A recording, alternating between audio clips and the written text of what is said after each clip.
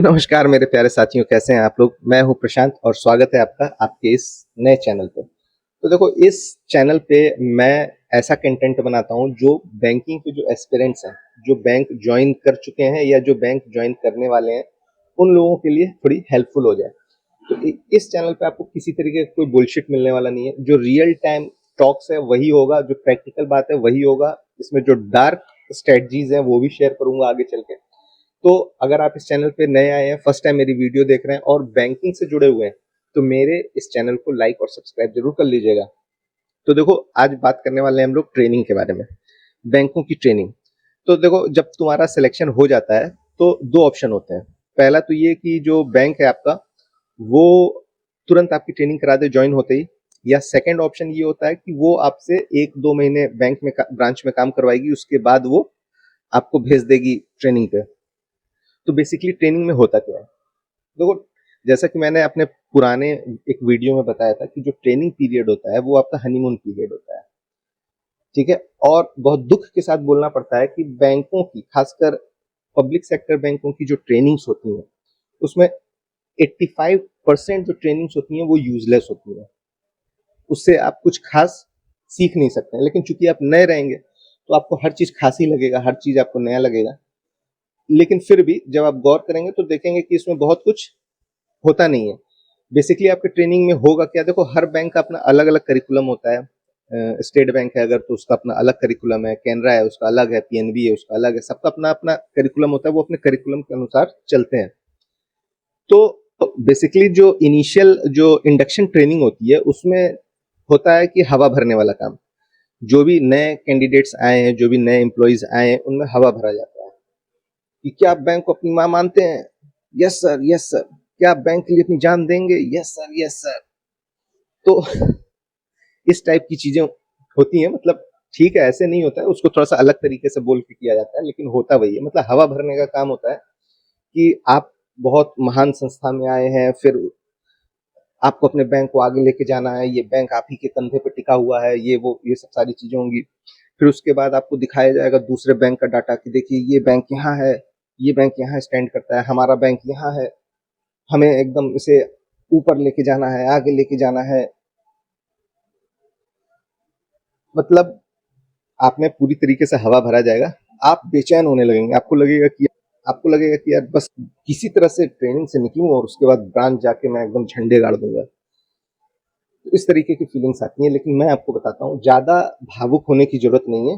Training आराम से करिए। आपको ट्रेनिंग में क्या करना है, देखो, मैं पहले ही बता दिया कि 85% जो ट्रेनिंग होती है वो वर्थलेस होती है, और आपकी जो इंडक्शन ट्रेनिंग होने वाली है वो भी, जो उसका 85% कंटेंट होगा वो वर्थलेस होगा। 15% काम का होगा। पूरा जो ट्रेनिंग है वो इस बेस पे डिपेंडेंट होता है कि आपको कस्टमर पे फोकस करना है, कस्टमर एक्वायर करना है, कस्टमर को नाखुश नहीं करना है।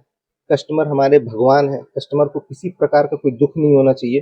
तो सारे ट्रेनिंग का आपका यही सार है। तो ये सब चीजें आपको भी पता है। अरे भाई, ये तो पता है ना, कस्टमर को हमें सुखी रखना है, ये ठीक है, ये हम भी जान रहे हैं। आपको एज ए न्यू कमर आपको क्या करना है, तो आपका, देखो, एज ए न्यू कमर आपका एक ही उद्देश्य, दो उद्देश्य होने चाहिए ट्रेनिंग में। पहला, जम के खाना खाओ, जो मिल रहा है दबा के खाओ, अच्छे से खाओ।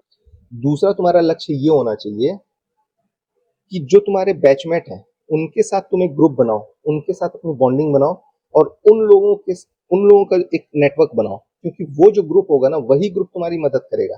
तो ये आपके पास अभी सबसे गोल्डन अपॉर्चुनिटी है, जब आपके बैच के लड़के बंदे आपको वहां पे मिल रहे हैं। उसके बाद वो लोग कभी आपको नहीं दिखेंगे या बहुत कम चांसेस पे दिखेंगे। तो ये मौका अभी सबसे अच्छा है कि आप अपनी बॉन्डिंग वहां पे बना लें, क्योंकि कभी भी आप कुछ फंसिएगा ना, किसी भी प्रॉब्लम में फंसिएगा, कोई काम में फंसिएगा, तो यही वो बंदे होंगे जो आपकी मदद करेंगे। क्योंकि मोस्ट ऑफ द केसेस में ऐसा होगा कि ना आपके सीनियर को पता होगा, ना आपके जूनियर को पता होगा, क्योंकि पीएसयू बैंक या पूरी बैंकिंग इंडस्ट्री ऐसे ही चल रही है।